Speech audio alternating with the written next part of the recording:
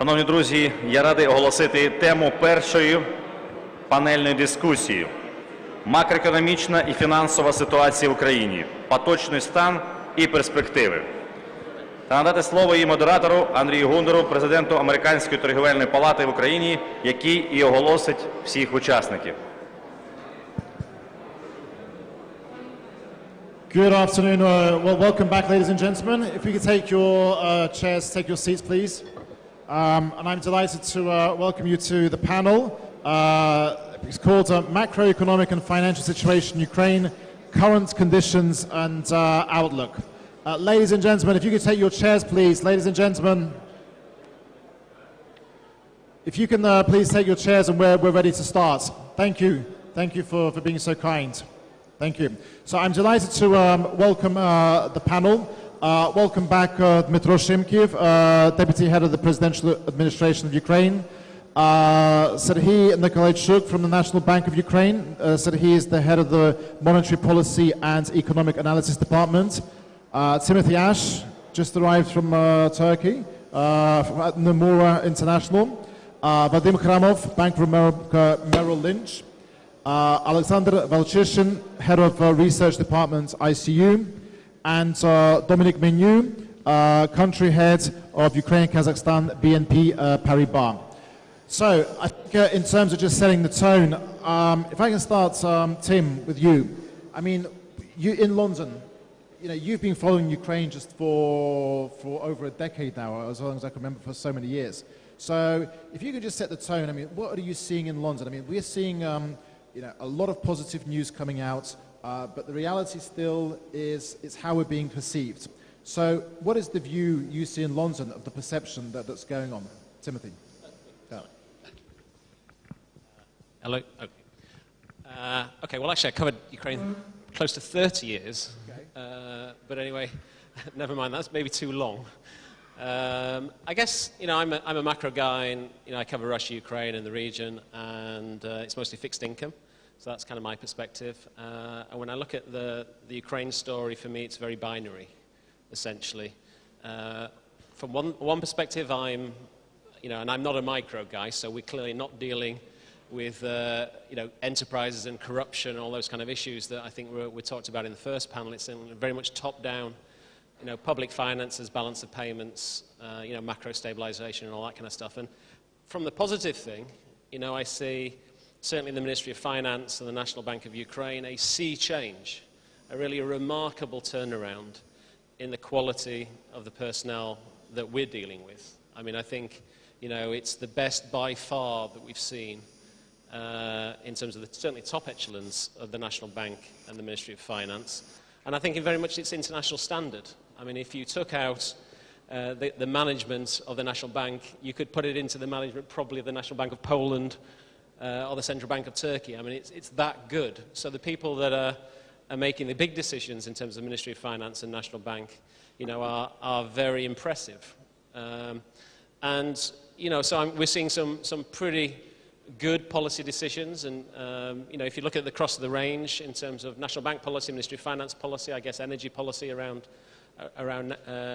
Naftagas, etc. I mean, I think, you know, it's all the right kind of things that I certainly want to see as a macroeconomist. I guess, you know, in terms of implementation of the IMF program, I mean, I think ownership of that program, which is pretty critical, is absolute. I mean, this is not an IMF-imposed program, which you often get in countries that have problems like Ukraine. I mean, this is the team, the National Bank team, the Ministry of Finance team, I think the presidency, I mean, they buy into it. I mean, you understand it, you get it, you realize, you know, for Ukraine's independence, you have to make some very, very difficult decisions, and those decisions, certainly at the macro level, very difficult and painful decisions in terms of capping or limiting wage increases, pensions, energy price, liberalization, all that stuff. I mean, that's incredibly difficult to do anyway for any country. And I think the level of adjustment that we're seeing there is quite remarkable. I guess the pluses that I see going forward is if this team continues to deliver on the macro side, if we continue to see strong official sector support, obviously from the IMF and other Western official creditors, and obviously we had the recent agreements I guess, subject to bondholder approval of the debt restructuring. You know, the macro outlook for me looks pretty positive on the assumption that Russia essentially backs off and allows Ukraine to develop its own orientation, put it that way. The positives for me are, aside from the very strong policy team at the top level in terms of, is the base is incredibly low. I mean, you know, you look at the contraction of dollar GDP from $178 billion to maybe $84 billion this year, you know, a real GDP contraction of maybe 20% from peak to trough. I mean, that's wage levels. I mean, it was mentioned this morning. You know, it's devastating if you're an employee and you're receiving those kind of wage levels. But as a potential foreign direct investor looking at this country, it looks incredibly cheap. So I think the country could actually surprise in the short term in terms of the rebound. If there's peace in the East and peace and security, I think you could be surprised at how quickly real GDP growth bounces back. And actually you could see very significant real exchange rate appreciation as well. So that's certainly a big positive from my mind. In terms of the fiscal and the balance of payments positions, you know, public finances have recovered quite remarkably. I think there's been certainly a lot of, you know, a very aggressive fiscal stance in terms of pensions and wages. And, you know, inflation certainly helps on the revenue side. So I think the fiscal performance has probably been a lot better than we expected. Obviously, the Naftogaz deficit is still significant and a drain in terms of the broader consolidated deficit. On the balance of payments side, I mean, we've seen stability. I mean, that's really encouraging. We've seen a big transformation in the current account deficit position from a, you know, deficit, if you go back 3-4 years, to 9 to 10% of GDP, possibly flat. Again, beating expectations. Capital flight has possibly stopped because of capital controls, admittedly. The debt deal, again, will help stop the drain on the capital account in terms of debt service payments. Reserves have stabilized, increased. I think it's not unreasonable, and people have criticized the IMF program for over-optimistic exchange rate assumptions. You know, again, with peace in the East, a frozen conflict even scenario, I think this country could bounce back relatively quickly. So short term, again, I think we could be surprised how well Ukraine performs. And then long-term growth really is dependent on all the kind of things that were mentioned this morning, essentially. It's the business environment, it's fighting corruption, it's making Ukraine absolutely the best place to do business. And, you know, for me, Ukraine, it ticks a lot of boxes in terms of if you're a foreign direct investor looking to invest in Europe, it's a very big country, big population, big domestic market, very skilled labor force, very, as I said, very now cheap, incredibly cheap labor force, probably the cheapest in Europe. I'm struggling to think of, I mean, Serbia for me was probably the cheapest prior to this. You know, Ukraine is a very cheap, you know, if you're a big foreign multinational company, potentially very attractive. Again, you know better than I do, but Ukraine has, you know, huge potential in the agricultural sector, agro-processing, chemicals, metallurgy, all that kind of stuff could really pull in foreign direct investors, but you need peace and security. I mean, that's key. The foreign direct investors probably will only put big size investments into the country if they think that your borders are secured in the East. Russia has stopped whatever it's planning to do, and you give the country the best business environment possible. I mean, it was very interesting that, you know, Mikhail Saakashvili spoke earlier, and it's interesting he's been given the role here. I mean, you know, Georgia, I mean, the transformation that his administration undertook in Georgia is quite remarkable. I mean, anyone who knows post-Soviet space, Transcaucasia in particular in terms of levels of corruption, I mean, to get rid of petty corruption to almost zero and retain it. I mean, if you go back now under the new administration, you talk to ordinary Georgians, I think there's perceptions there probably was always some higher level corruption, and there probably still is, but at the micro level in people's day-to-day business, the message is actually we've kept it. And that's remarkable. So you need something like that. And I guess Ukraine needs to be, you need to be very clear. You need to have a strap line. You need to be very ambitious in terms of your reform program. You know, this is a wonderful opportunity. I mean, the Russians have done you a huge favor by ensuring you have no other choice. The choice is to be incredibly radical. You have maybe one chance at really transforming the country. This is it. There's only one way forward. It's the European Western orientation. Be incredibly ambitious. be clear in terms of what you want to achieve. Someone reminded me that the former Prime Minister, former President Kuchma, I think in 93 or 94, made the comment when he turned up to be Prime Minister that, I can build anything, but you need to tell me what you want to build. So I think you need to be clear what you're aiming to achieve. And I would argue, I've covered, again, Ukraine 30 years, and I also cover the whole of the region. And if you look back at the experience of emerging Europe, if you go back to the early 1990s and look at countries like Poland, Hungary, Czech Republic, remember Czech Republic had an exchange rate crisis in 97. Poland restructured its external debt liabilities in 96. Bulgaria did the same, I think, in 97. Remember 1994, the Copenhagen criteria was set. In 1994, EU 12 or 10, I can't remember what it was, agreed that if emerging European countries met the Copenhagen criteria, which were a market economy and democracy and all those kind of things, in 10 years' time, in 2004, they will be allowed to enter the European Union. And we all laughed. I think the EU 12 agreed it because they never thought it was possible. They thought they were agreeing to something that pleased the East Europeans, but in the end, they would never deliver.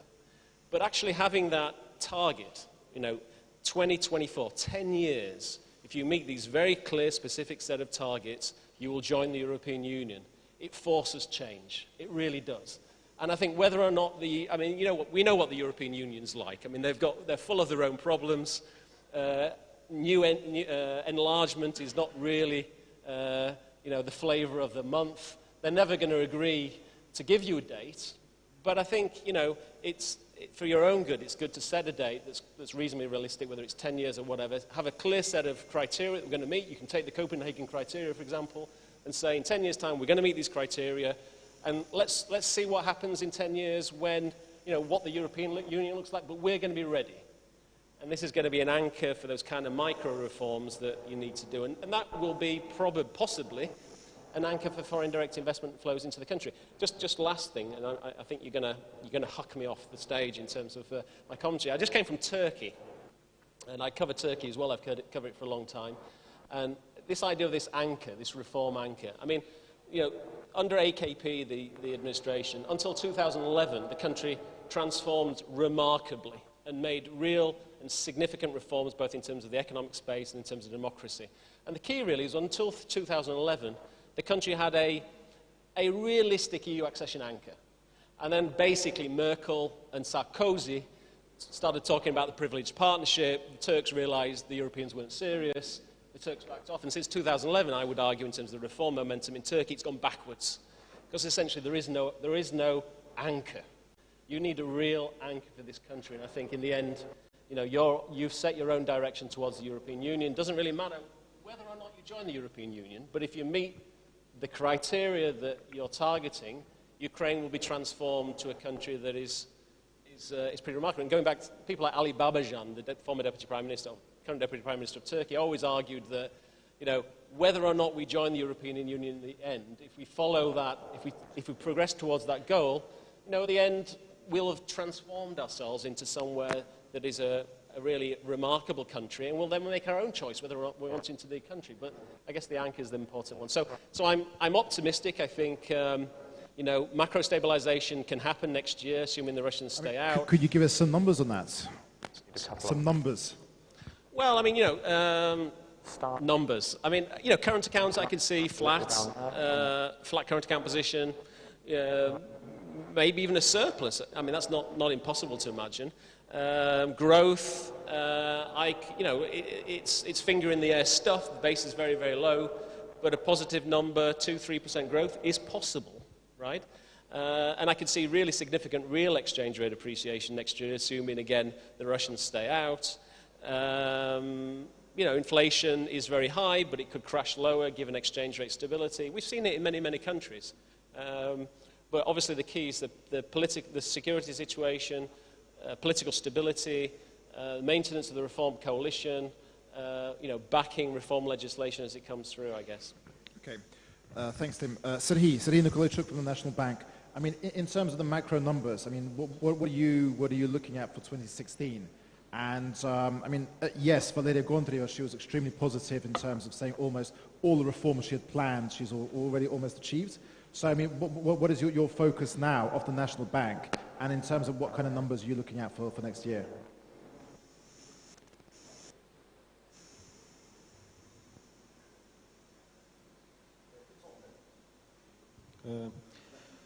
Thank you very much for these questions and actually for invitation me for this conference and for this panel and the possibility to answer, to elaborate a little bit on the monetary policy and other policies of the National Bank impact on economic growth. Дальше я перейду на русский язык. Хотел бы сказать, что на самом деле экономическое восстановление, которое мы прогнозируем на сегодняшний день, это, наверное, есть консенсусом на рынке о том, что базовый сценарий макроэкономического развития приблизительно у всех аналитиков на сегодняшний день один и предполагается довольно медленное, но все-таки восстановление экономического роста. Наверное, главным прекондишеном для такого восстановления является успокоение ситуации на Востоке и в результате этого активизация инвестиционных решений как украинскими предпринимателями, так и, наверное, внешними инвесторами. Ну, а главной предпосылкой для таких решений, конечно, являются уже те факторы, на которые обратил внимание Тим. Да, это конкурентные преимущества, которые получили украинские предприятия в результате девальвации, в результате снижения реальной заработной платы. И поэтому мы ожидаем, что в течение второй половины 2015 года, в течение 2016 года основным драйвером в экономике будет выступать чистый экспорт, то есть увеличение как поставок украинской продукции на внешние рынки, прежде всего европейские, так и, конечно, продолжение процесса замещения иностранной продукции внутренней. Но в то же время все аналитики остаются довольно осторожными в своих оценках, да, и это прежде всего связано с геополитическими рисками, которые остаются существенными, и с ограниченными возможностями финансирования, ну и, конечно, с недостаточно быстрыми реформами в тех сферах, которые определяют привлекательность бизнес-среды, инвестиционной среды. Да. Ну, мы много слышали на предыдущей панели про антикоррупционные меры, которые планируются, про реформы в судебной системе, в прокуратуре и так далее. Ну, конечно, успех именно этих реформ будет во многом определяющим и для успешности экономического восстановления и роста в Украине и в ближайший год, и в среднесрочной перспективе. Ну и в этом контексте я бы хотел плавно перейти к тем реформам, которые проводит Национальный банк и его политикам, которые в том числе тоже должны внести свой вклад в экономическое восстановление, экономический рост. Очень часто в Украине под вкладом Национального банка в экономический рост воспринимается насыщение экономики деньгами и стимулирование кредитного роста. Но на сегодняшний день в Национальном банке мы эту задачу видим намного шире. Это прежде всего свою миссию в поддержке экономического роста видим в создании среды, которая характеризовалась бы ценовой стабильностью и финансовой стабильностью. И как раз именно финансовая стабильность позволит создать такую среду, в которой финансовый сектор будет выступать эффективным финансовым посредником свободных ресурсов для нужд экономического роста. Ну, Валерия Алексеевна в своем видеообращении уже, конечно, обращала внимание на те реформы, которые происходят сейчас в банковской системе, на восстановление экономического, на очищение самой системы и возможности ее генерировать кредитные ресурсы в дальнейшем. Ну и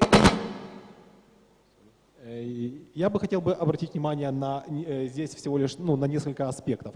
Конечно, то очищение банковской системы и избавление ее от related party lending, да, которая наблюдалась на протяжении последних 10 лет, этот процесс является затратным для экономического роста, для экономической активности в краткосрочном периоде. Существует масса работ, которые оценивают эффект от закрытия банков на экономику, да, и как связанные с экономическими потерями, с оценкой экономических потерь и с оценкой фискальных потерь от такого закрытия.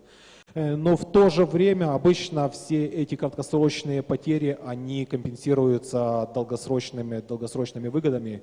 И если мы рассматриваем разные кейсы для систем, проблемы которых консервируются, да, наверное, это характерный случай Украины 2008-2009 года, и случаев, когда происходит очищение банковской системы, то обычно оценки различных исследовательских работ показывают, что потенциальные темпы роста во втором случае на 1-2 процентных пункта выше, чем в первом. Ну и, наверное, здесь характерным как раз является пример той же Турции, которая в начале 2000-х годов точно так же кардинально подошла к очистке банковской системы, даже более кардинально, чем в Украине, сделав это за очень короткий промежуток времени и обеспечила себе таким образом один из важных вкладов в экономический рост. Если говорить о следующей теме, которая волнует, конечно, бизнес очень сильно, это проблема валютных ограничений и в целом валютной либерализации на рынке. Опять же, здесь в тех условиях, в которых экономика Украины пребывала в прошлом году, в этом году, и в тех условиях, в которых должен был действовать Национальный банк, естественно, что приоритетной задачей была макрофинансовая стабилизация. Да, для достижения этой макрофинансовой стабилизации Национальный банк вынужден был пойти на очень непопулярные меры, которые можно сказать, драконовские меры, связанные с валютными ограничениями, которые были внедрены в феврале-марте этого года. Ну и во многом, конечно, такие ограничения, они были обусловлены военной экономикой, да, в которой приходилось принимать решения. И в целом это не является таким уж нестандартным подходом. Очень многие страны проходили через такой же путь, принимая такие же жесткие решения. Но в целом в Национальном банке существует четкое понимание, что внедренные ограничения – это своего рода налог на бизнес, и вряд ли это будет способствовать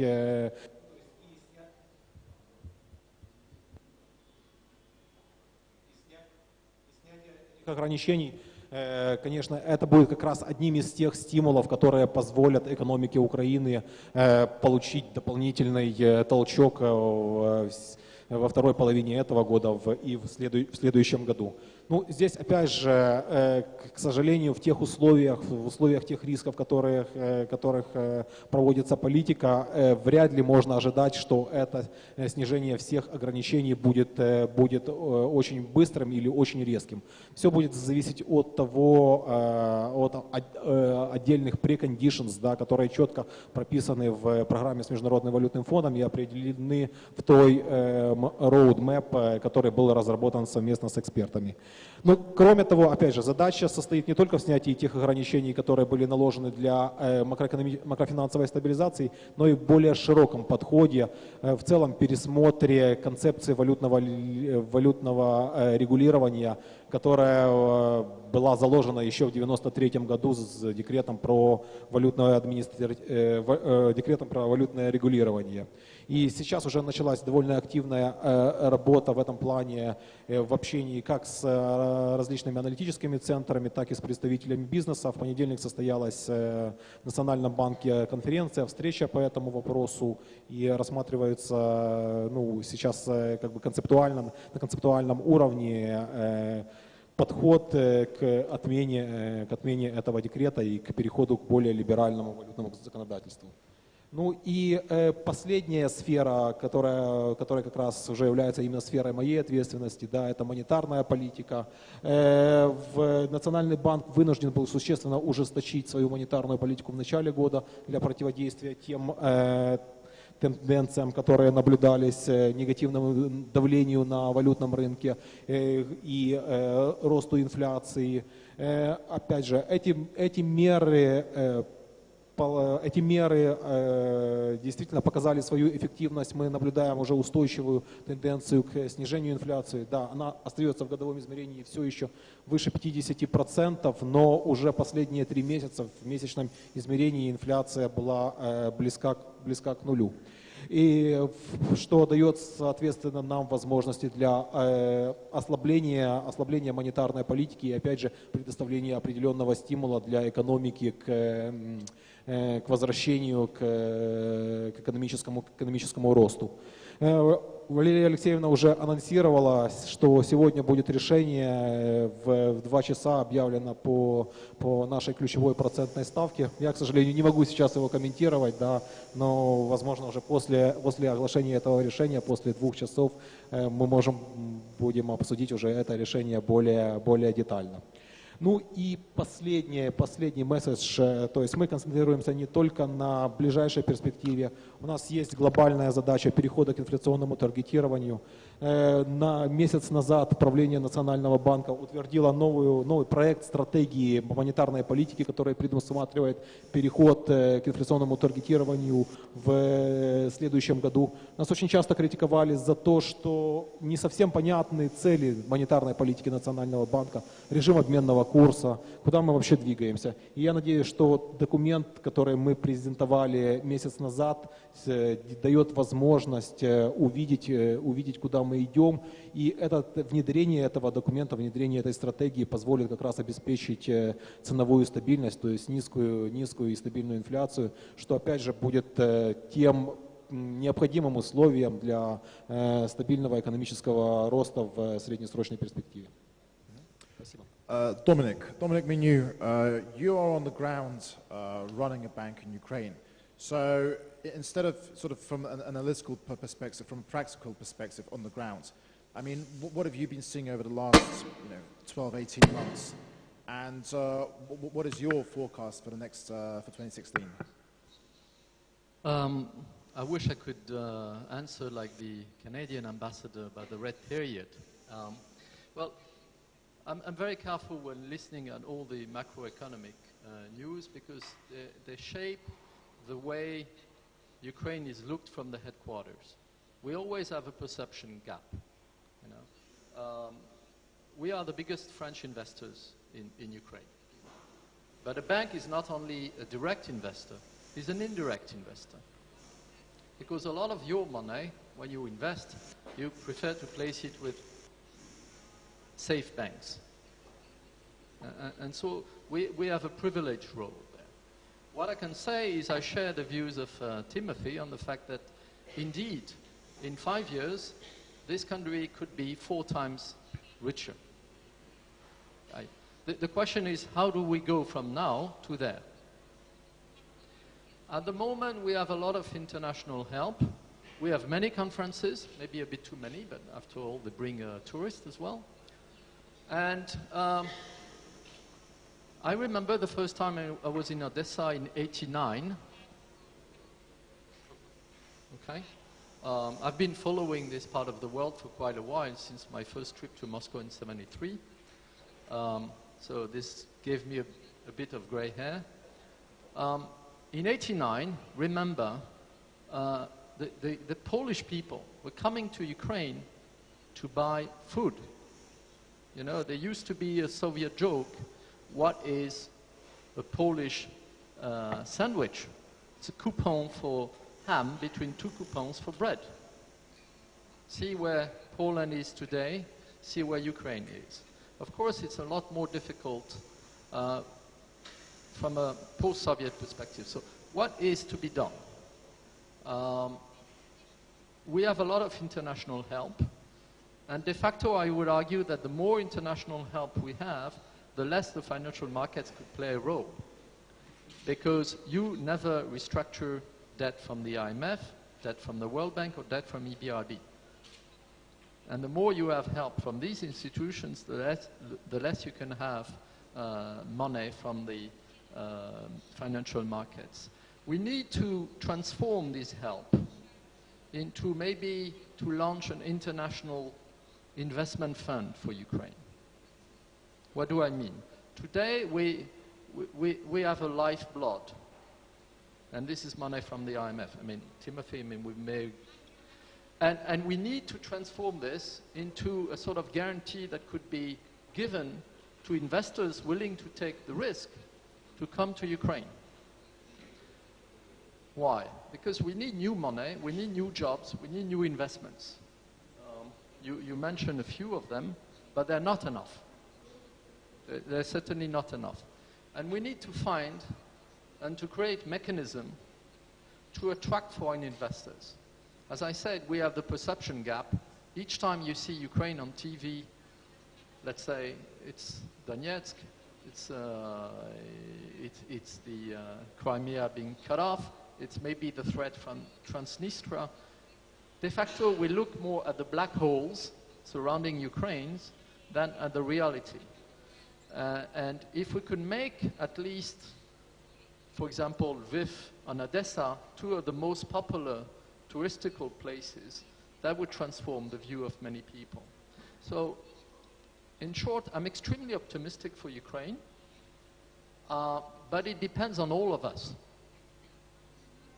And I wish I would have the recipe for transforming this, but it's a big country, big population, next to the European Union. It's a huge potential in agriculture. Unfortunately, this year the markets are there, we have a good crop, the prices are not so good. Steel sector depends on the price internationally, so it's not going to be very good. So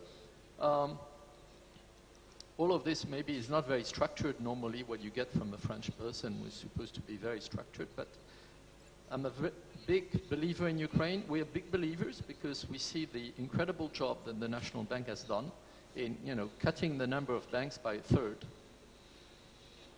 and not being afraid to bringing down some of the most important people in the country. So it means that reforms can work, and I wish everybody could follow maybe the example of the National Bank in that. I mean, I'm not paid by the National Bank. No. I think that's enough. Thank you very much. Well, I think, thank you for that. And I think the question to Dmytro Shymkiv, in terms of what Dominique has just said, perception is reality. The perception about Ukraine today internationally is distorted. It does not really respond, correlate to the reality, to the situation. And, I mean, do you think the government could be doing more in terms of this investment promotion and getting the story out? Thank you. A few things which, first of all, I would like to thank you, Tim, for mentioning 35 criteria of membership. Because actually, Strategy 2020, President's Strategy 2020, is actually based on this. When we look at where we see the long-term vision, it's not, yes, the aspiration is membership, but the target is qualification. And qualifying, we actually look at the 35 membership criteria, and we define them as a beacon for our reforms. And when we look at the big list of the reforms, a lot of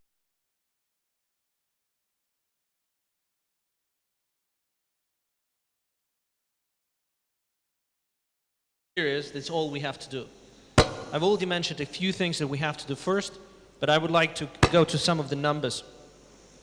The GDP forecast for 2015 was expected to be minus 11%. We already seen for the first 6 months the industrial production outcome being down minus 19%.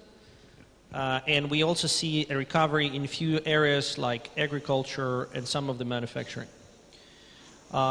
Important, we managed, and thank you for the National Bank strategy and great efforts of the governor and support of international institutions, we managed to bring national reserves to 13 billion. This is to 12 billion right now, but the estimation is going to be up to 13 billion.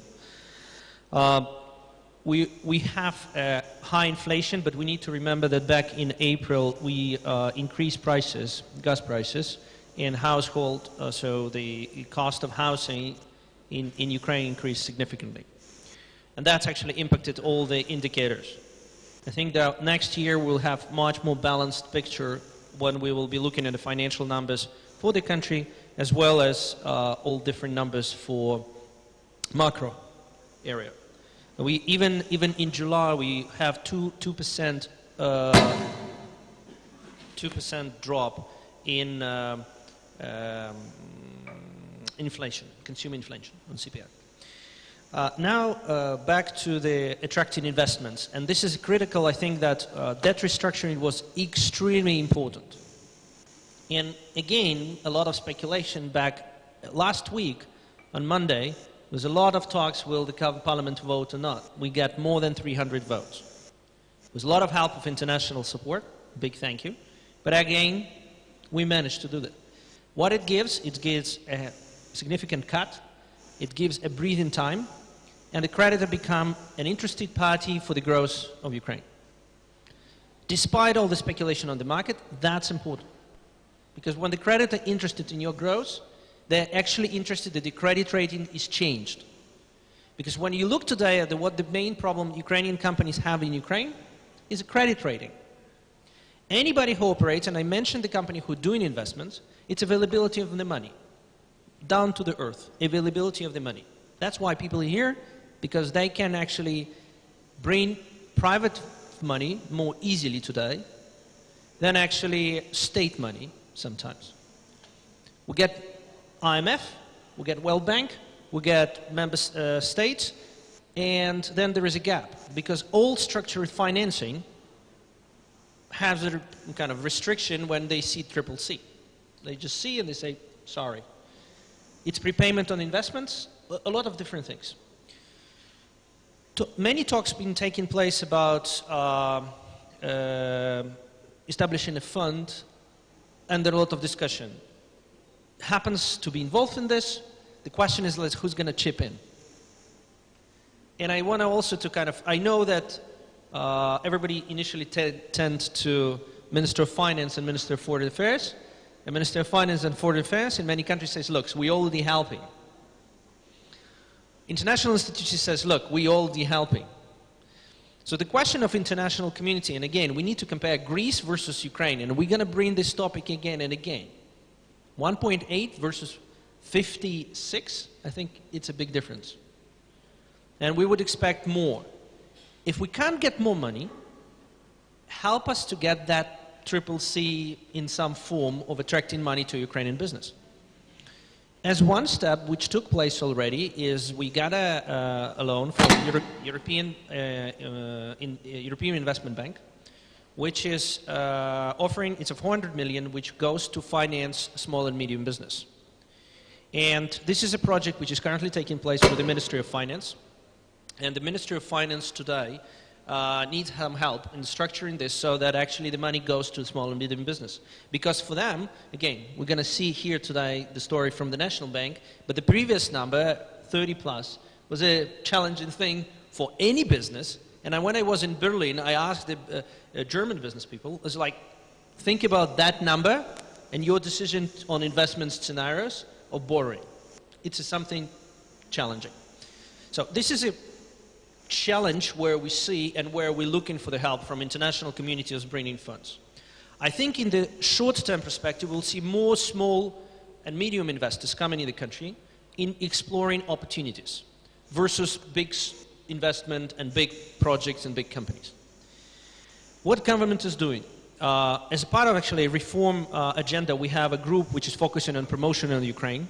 Ministry of Economic and Development has a special group focusing, and we actually interesting, we passed the reform responsibility, the National Reform Council, from the Ministry of Foreign Affairs, which usually been a tendency to place it there, to the Ministry of Economy.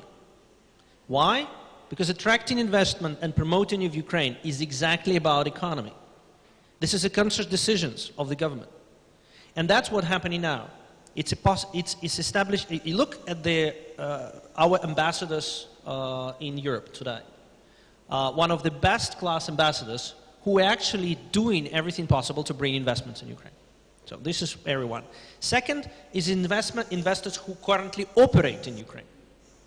And it's about red tapes, rates, indecent police behavior, tax authority, yada yada. We talked about this before. We need to kind of stop it and talk about transparency. And we also need to be fair. Not every international business have been operating in Ukraine in the transparent rules. Fact? Fact.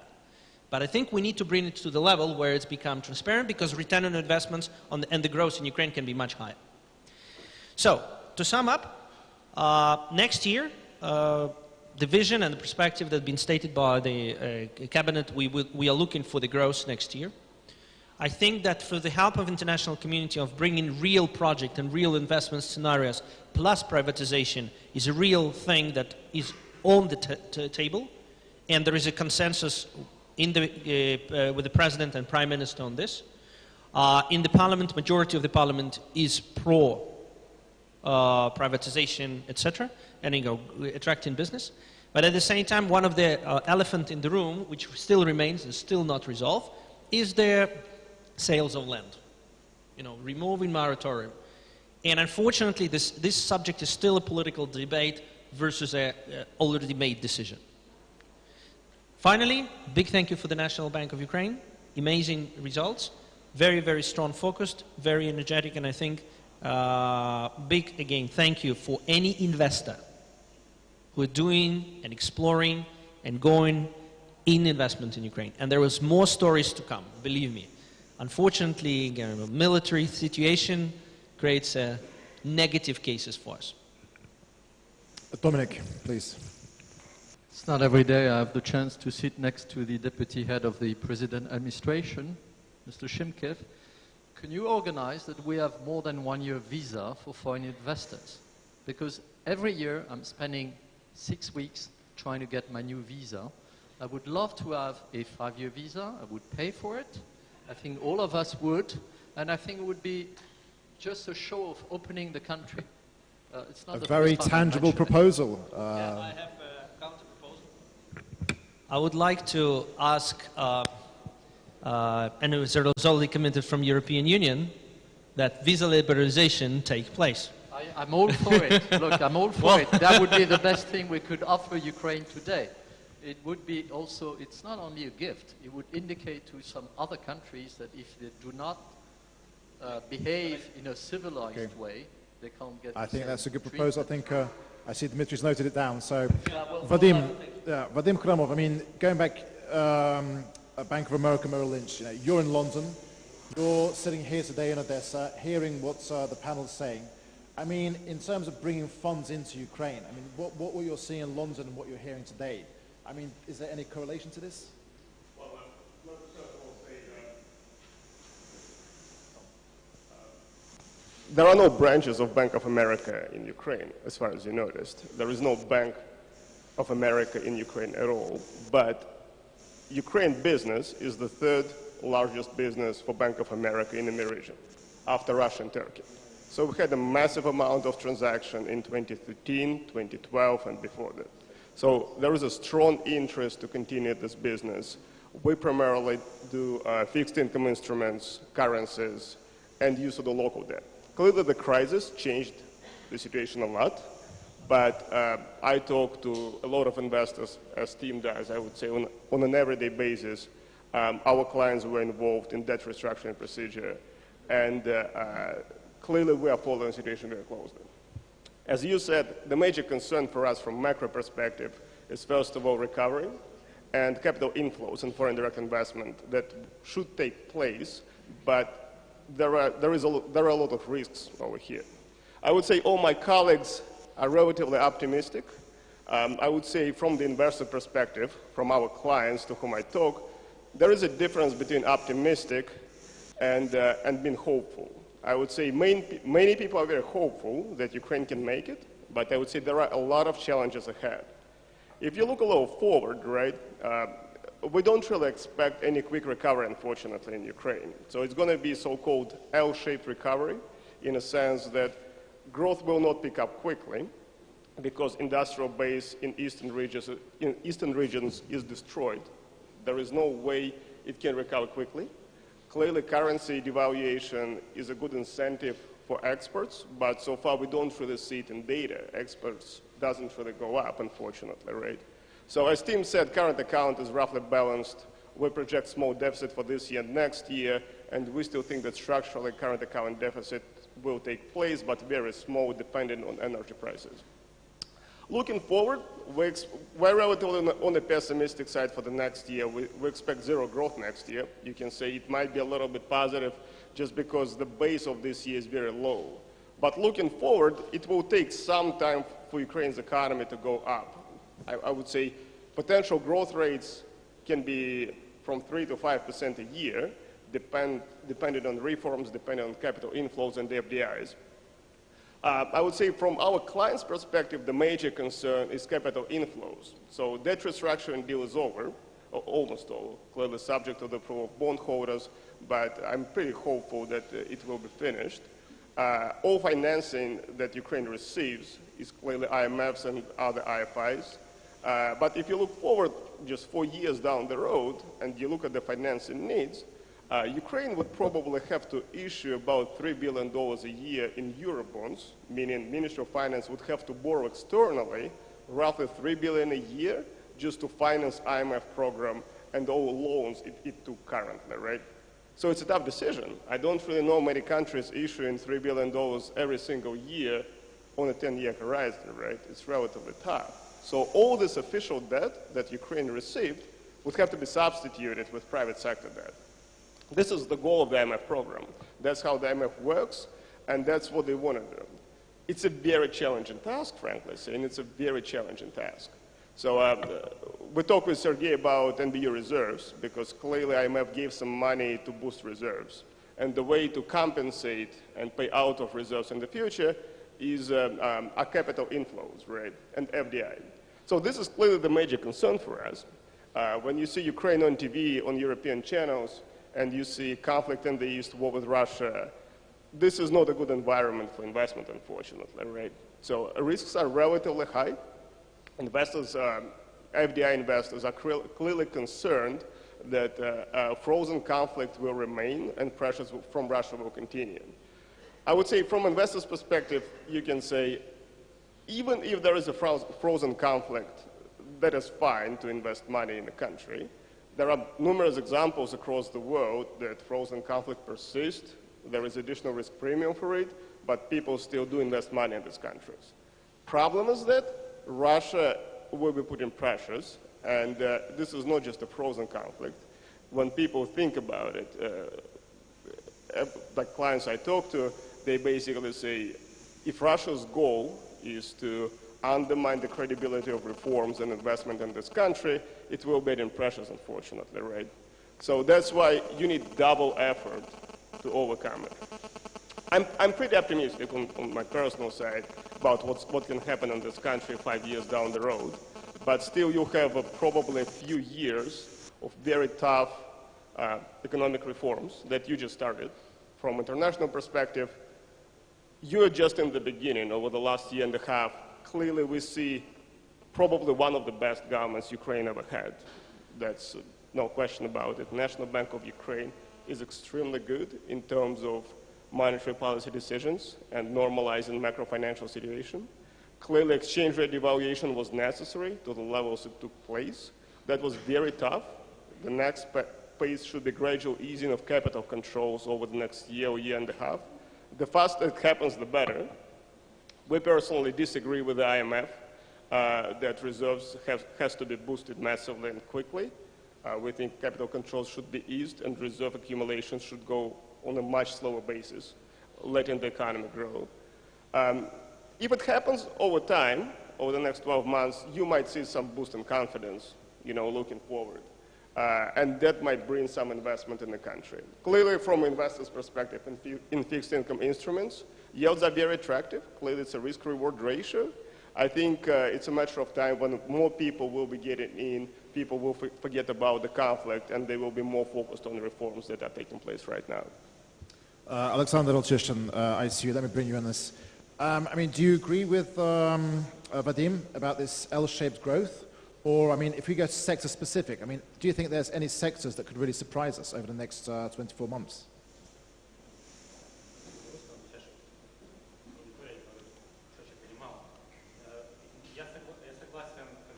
Можно включить микрофон? Я согласен с большинством докладчиков о том, что будущие темпы роста будут очень скромными. И для этого есть основания. А касательно вопроса вашего конкретного, какие сектора могут нас удивить, ну, я думаю, что как бы, один сектор, который уже удивляет, это цифровые технологии, интернет, как бы решения. Эти решения видны, и как бы они на поверхности. Это как бы это хороший знак о том, что предпринимательский дух у молодежи, он присутствует, и они сами хотят разобраться в их будущем благосостоянии. Это как бы хорошая тенденция. Я бы хотел остановиться на тех деталях, ну, на тех факторах, которые ограничивают будущие темпы роста. На мой взгляд, докладчики упустили такие факторы, как ключевые факторы. Да, у нас есть финансовая макростабилизация, но нужно понимать обратную сторону медали за этой макро- и финансовой стабилизацией. Она достигнута за счет того, что такая монетарная материя, как движение кредита в стране, в этом году было отрицательным, и по официальным данным Национального банка отрицательный, то есть сжатие внутреннего кредита было рекордным и составило почти 200 миллиардов гривен, но это, конечно же, без учета девальвации, но все-таки это очень показательно, что внутренний кредит сокращается. И как бы за счет этого была достигнута эта стабилизация. Да, мы можем объяснить это то, что у нас есть неплатежеспособные банки, с которыми Национальный банк решает вопросы. Есть еще такой фактор, как решение частного бизнеса, который в условиях этой рецессии, усугубляющейся рецессии, все-таки принимает решение не инвестировать, не расширять свою деятельность. И также к сжатию кредита, на мой взгляд, приводит тот фактор, что внутренняя дискуссия в Украине о реформах и реформы, которые вырабатываются внутренними экспертами, внешними экспертами, они часто густо сводятся к тому, что государство должно быть у нас маленьким. То есть соотношение бюджетных расходов к ВВП должно быть как много меньше. Например, мы слышим о том, что правительство должно снизить налоги. Мы слышим рекомендации о том, что правительство должно снизить налоги. Для того, чтобы это совершить, нужно урезать расходы. Но здесь мы должны понять, что мы находимся в рецессии, и когда частный бизнес откладывает свои инвестиционные решения. Последние данные статистики показывают, что инвестиции в основной капитал по соотношению к ВВП составляют всего лишь 11%. На мой взгляд, это исторический минимум, который мы имеем в истории независимой Украины. Так вот, если обратиться к коллективному разуму мировых экономистов, они говорят следующее. Если в экономике происходит такое сокращение основных инвестиций в основной капитал, и частный бизнес принимает решение удерживаться от принятия инвестиционных решений, правительство не может снизить расходы кардинально, как то хотят реформаторы. То есть на текущий момент есть противоречие. У нас есть существенное сокращение в экономике, у нас есть практически нефункционирующий рынок банковского кредита, у нас есть очень слабый рынок капиталов, но я надеюсь, что эта конференция даст ему толчок к его развитию, потому что это очень, очень важно для будущего темпа роста. И я бы хотел еще подчеркнуть следующее, что низкие темпы будущего роста в украинской экономике ограничены все еще такими невидимыми ограничителями, которые все еще срабатывают в нынешней экономике, и они срабатывали в прошлой экономике.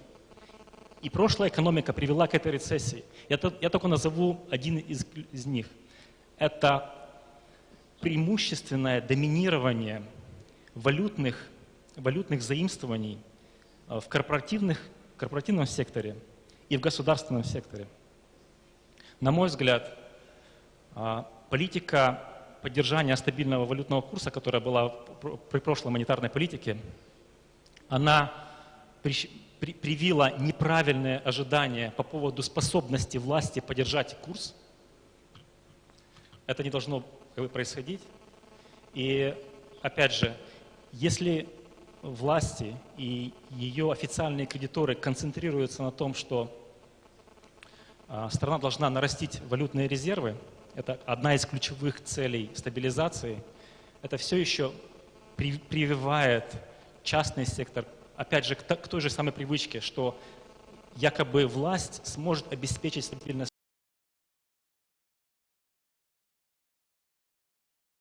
Огласят другие проблемы, проблемы слабого внешнего спроса.